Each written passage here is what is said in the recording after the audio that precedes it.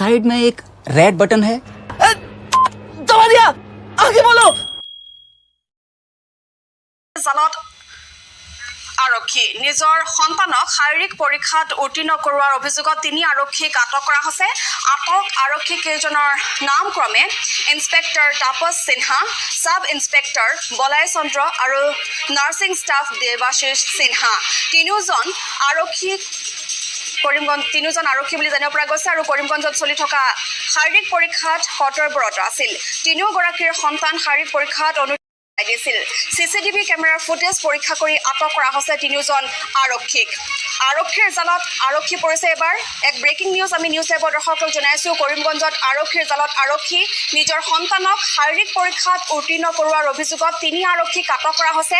আটক হৈছে inspector Tapas Sinha, sub inspector বলাই চন্দ্ৰ আৰু নাৰ্ছিং ষ্টাফ দেৱাশিষ সিনহা।